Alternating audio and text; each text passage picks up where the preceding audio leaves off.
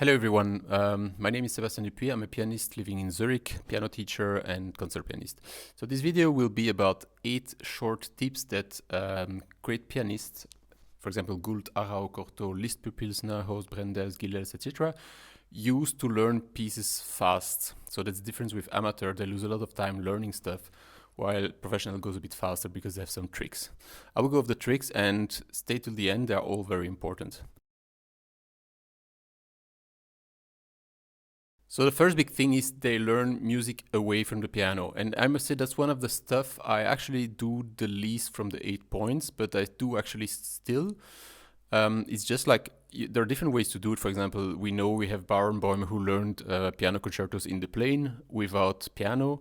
There are people who, when they're in the hotel, they are going through the work again. So they're just looking at the score and imagining themselves playing the piece, and that's how they remember a lot of stuff. And I did this when I was in Japan or in China. I was in China in a train. I thought, okay, I will try this. I was playing the Waldstein Sonata of Beethoven. And since I had a lot of time, I decided to go through the whole piece, imagining my fingers on the keyboard and trying to play. And I noticed there were places that were completely dark where I didn't really know. I saw the notes, but didn't really remember how it felt to play it. Now, these are places that probably will work on the concert, but could also happen that this place doesn't work because of some stress or some little thing that was not clear, right? So it just strengthens the thing. And if you learn a piece, by the way, at the piano, you don't need to play always all the stuff. You sometimes can just have a look at the piece. So for example, that's not the piece I'm practicing. I had a student practicing this morning and I was telling him this, like, by the way, this morning. So practicing away from the piano doesn't mean you sit in your chair and you are with the score only. It can also mean you just look at stuff and try to understand it without playing it. For example, you can just note in here, oh, I have like a 6 notes, and then on the right I have a normal quarter, means that's a triplet with a quarter, and then I have a triplet on the right and the left, but the last note of the triplet comes after the last note of the triplet left. Noticing these kind of little details in complex scores is sometimes easier if you just watch and think about, because playing it you probably will need like 10 or 20 times trying before you get it, and then you will just look closer and think, oh no, I see it, right? So you just win sometimes not guessing stuff unless you are an exceptional sight reader, but even then I think it's useful to just understand stuff from the score instead of on the piano. Same from this kind of quick arabesque, right?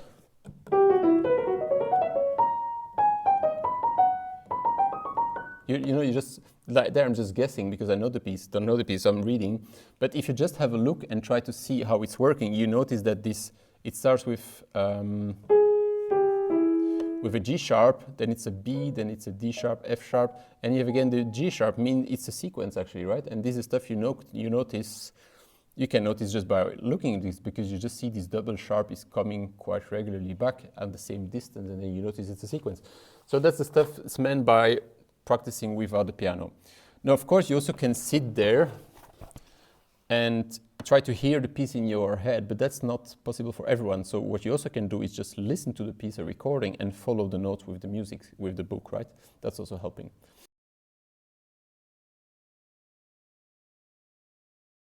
So number 2 is that practice slowly with absolute precision. And there is like from Arrau and Cortot, they say slow practice is not playing slowly, but perfect control of sound, movement, and intention. So again, yeah, like you can play a piece quite slow or slower, but that's not all, of course. You also need to be sure that everything is absolutely controlled and correct, actually. So you should try to have a slow version where you can have no mistakes, because if you repeat this slow version with no mistake, you just reinforce the right reflex. If there are some mistakes or some places where you feel less secure, also notes that were just an accident, that it was right, that's not a good reflex to secure or to integrate, right? So you want to integrate the perfectly controlled reflex. And at the same time, you can focus on sound quality, so you can, that's also a reflex, right? Because if you want a good sound, you have another movement than if you play with a bad sound, let's say. So you change the way you play, or the movement, your body changes, acts differently depending on which sounds you try to make. And that's movement you have to integrate in the music, right? In the playing too. So again, this morning I had a student playing an etude of Chopin, and practicing slow means like he played the etude like this. I said, can you play it slow? And then he played like this.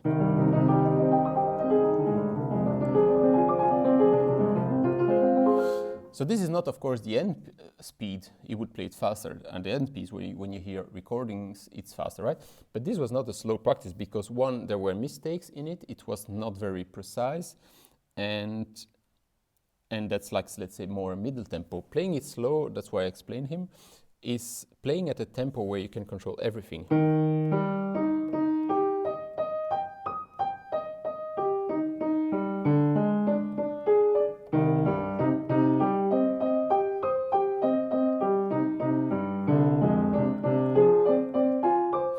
That's actually a tempo where I feel I can control it, and I had one or two fingers that felt it was right, but felt a little bit insecure, so I would even go down a bit, slow down a bit, and be sure I play loud and clear, right? That's how you practice slow.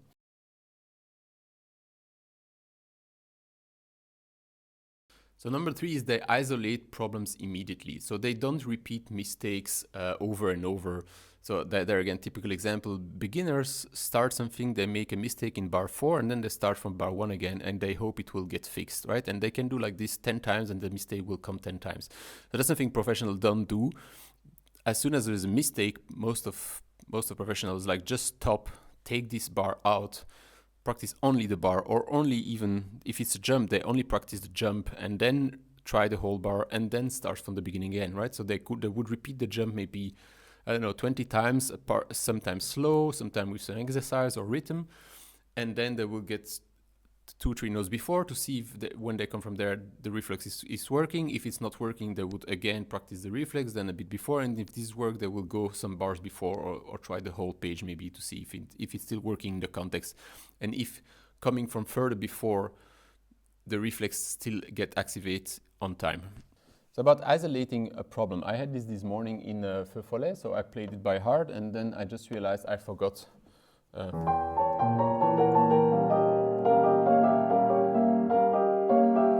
So this passage I just forgot. I didn't know if it was like,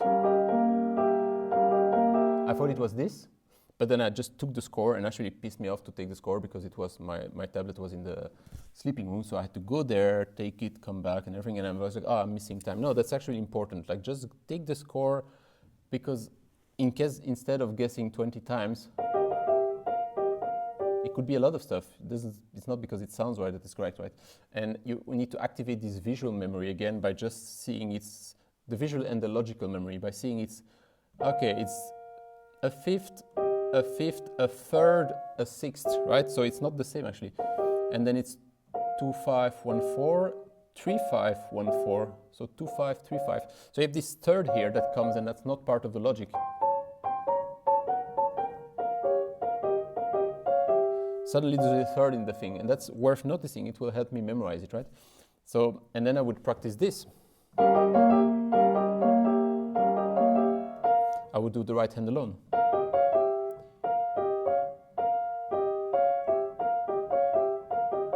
And then you notice difficulties, because actually it's difficult to do. These two here are a bit tense. It's difficult to go from there to there. But that's stuff you only notice if you cut stuff in very small slices and you analyze them and you feel how it feels and you think about it. And that's what I meant with small chunks.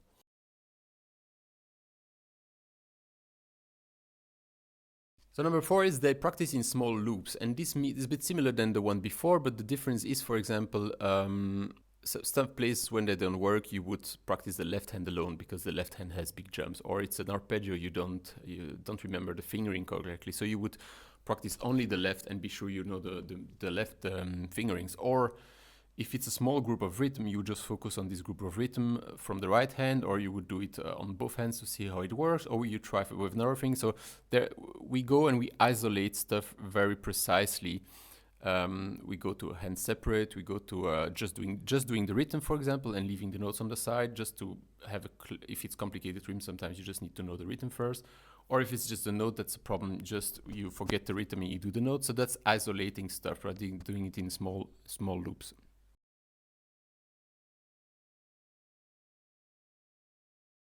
So number 5, that's something Hoffman apparently did. They use multiple practice speed. So there again, actually, most beginners would actually always play the piece in the speed they think it should be played. And when I say them play slower, them mostly don't play slower. They think they just played slower, but it's the same speed. Then I say like, no, play really slower, like much slower. Then they like slow down like 1% or 2%, and they think they slow down a lot. So that's also something difficult that you have to learn. You have to be able to play at half of the speed, and then half of this, and then half of this, and like it can become ridiculously slow. Doesn't matter if it's what it needs to get correct and to have the right reflex and the right movement and everything, then that's what it needs, right? But that's not also, you don't have to play fast or slow. Like you can have actually all the speeds in between, and typically that's what's happening. Actually, you play very slow to gain in control. You play like a middle tempo to have a bit a different tempo and have a feeling of more the fluidity of the piece, and then you also practice at speed or even faster to test the reflex, to see if this fast reflex are there too, right? And you can do all the intervals in between. And also typically if you practice very slow, you repeat something 10 times and try to improve it every time, you will get more secure, you will feel more security when you play, and automatically you will feel you can go faster because you feel the security is there. That's something you just feel, right? So then it means you played at different speeds, but you always have to adapt your speed and go down to a speed where you really control it. Now that's very difficult because I say this, but I struggle doing this too. Like most of the time I'm playing something and then I always catch myself playing it again very fast, right? So I always have to discipline myself and say, okay, no, back to slow, like really slow, and keep it slow. That's also difficult to keep it slow because we want to accelerate and get back to the original speed because we want to hear the music. So you have to learn this. It's a daily discipline that you always can improve, and you will never stop fighting. And that's helpful once you master this a bit better.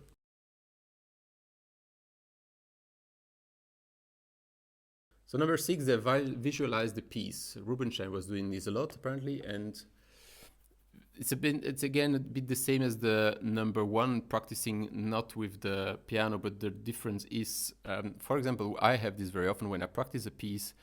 This piece keeps going on in my head all day long, or all week, or all month, or nights sometimes too. And in this way, I'm keeping practicing it. For example, so short passages that I try to get when I'm not at the piano, I still visualize them. I still have the feeling, or my fingers try to have this rhythm, and I'm doing this on the table or something like this. So you keep practicing stuff away from the piano too. Now you can do this consciously or unconsciously. For me, it mostly happened unconsciously. I'm still thinking about the piece, or sometimes I'm just walking or driving and then I hear the piece in my head, and then I'm thinking about stuff. I hear stuff happening and I think, like, oh, that's a nice way it could be played, and then I try this on the piano later, right? So there is a whole practicing away from the piano that you can actually even choose. You can choose to sit in a chair and just listen to the piece or follow the score and think about how you want to play it. That's also very, very good to do. But then, yes, another exercise that's nice to do, it's just to take the notes and go through the score. Mostly you want to have a beat. You like to be a conductor that's just conducting a piece at the piano. So, and then you realize stuff like, I'm just doing it now, right? I'm this Etude Feu Follet. I'm playing this beginning since years, so I just know the notes and it's coming out. But I just realized by looking at the score and wanted to conduct it that I'm not sure where the second beat is coming in the first bar. Stuff I realized, and actually I should know, right? So by conducting stuff, you realize stuff like this. You just realize, how does it start actually? It's like, da da da da da, da da da da. So yeah, and I just realized that the second beat is on A flat, right? So it's and there comes the chord, right? And that's stuff you want to hear in your head and count the beats just to be sure everything is clear. You have a clear understanding of the rhythm, of the beats. Then you notice sometimes some accents you didn't see, or you notice it's written pianissimo, leggerissimo. I play this often too loud. Stuff you can see mostly when you are away from the piano and not playing. Also, it's written senza pedal, so no pedal in this. Going down. Pedal there again. Pedal. No pedal anymore.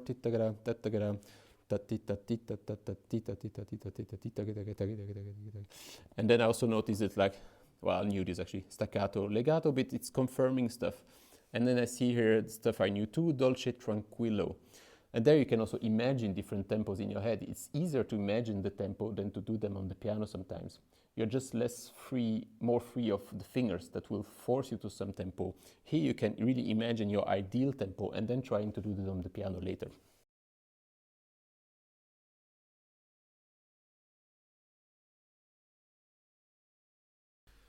Now, number 7 is an important one for all the levels. It's rotating pieces. So that's also something people do most of the time. They focus on one piece and they want to get this done and they practice this every day and then they get bored or they plateau. They don't make any progress anymore because it's been too long they practice it. So typically, and especially if you have like a 2-hour concert program to prepare or even different concerts to prepare, you don't practice all the time on one piece. You practice 40 minutes one piece, you go to the main problems, you try to improve them a bit, and then you go to the next because you have other stuff to prepare too. And actually this rest of doing something else is important because while you have this rest not practicing this, assuming you did some practice before and you pushed it, this will just improve while you are resting. And when you come back to it like an hour later or a day later, it will have improved a bit and you would be able to push it to the next level. So these resting phases and alternating between pieces is quite important too. You also can like practice an etude, like practice 3 hours on it Monday and then you don't play it anymore Tuesday, Wednesday, Thursday, for example. You just let it rest and then you come back on it Friday. That's also something that's working more effectively than practicing every day the same piece. Also because it avoids boredom. Because practicing always the same, doesn't matter how disciplined you are, you get bored from it at some point, right? Some early, some late. Like, and if of course, if you practice effectively, you get bored less quickly because you focus on details and improving stuff. But still, at some point, you get bored for the piece, right?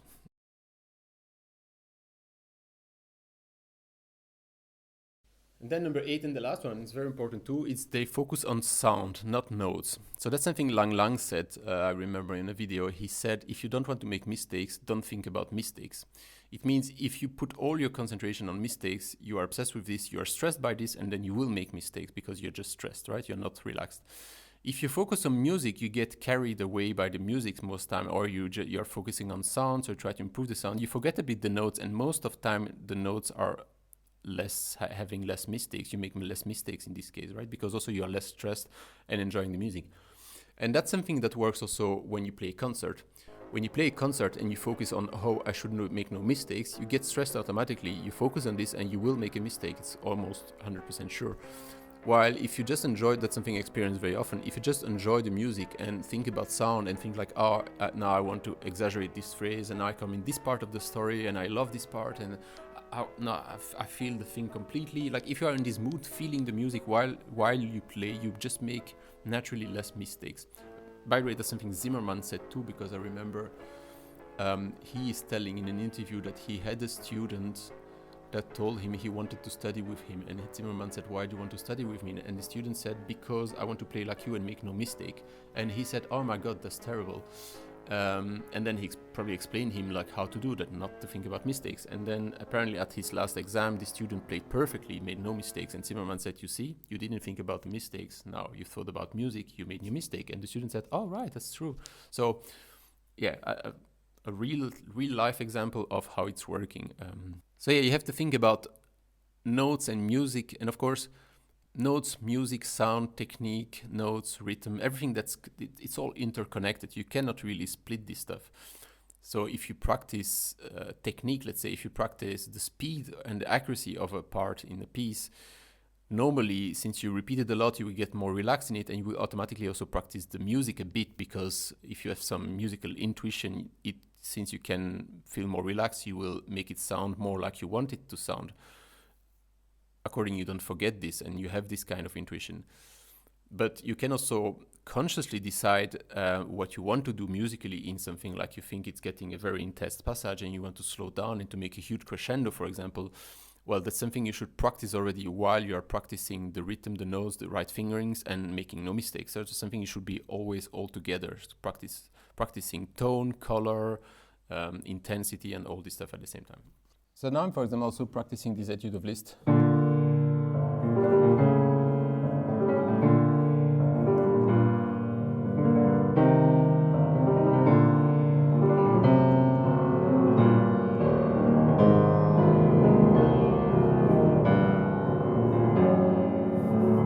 So what I'm doing there, I'm not, the notes I know, but I still have some insecurity in the notes. But what I'm focusing on what I'm playing is listening to the sound and thinking if the balance between this, if the balance is good, if I want to have this upper note coming out more, if I want to have the bass come out more, and I'm trying different sound effects or volumes and seeing if my right hand is blending in, it's not too loud. I'm trying to find this like mix of sound that's working, that's sounding nice. And doing this, by the way, I'm still repeating the notes and I'm still reinforcing the reflex of technique and knowing the notes, right? So I think it's the best way to work because you combine both, and it's also a bit more fun because you're doing music instead of just technique, right? So yeah, I think these are important stuff. It's stuff that I say every day to my students. It's stuff that I try still myself to apply every day. I'm sure great pianist does this too. I'm sure it's helping. Now, this doesn't change in 1 week. That's stuff you have to keep in mind and think about regularly and try over and over again. And it's improving with years, like 10, 20 years, you get better with this. Yeah, hope this helped everyone, and looking forward seeing you next video.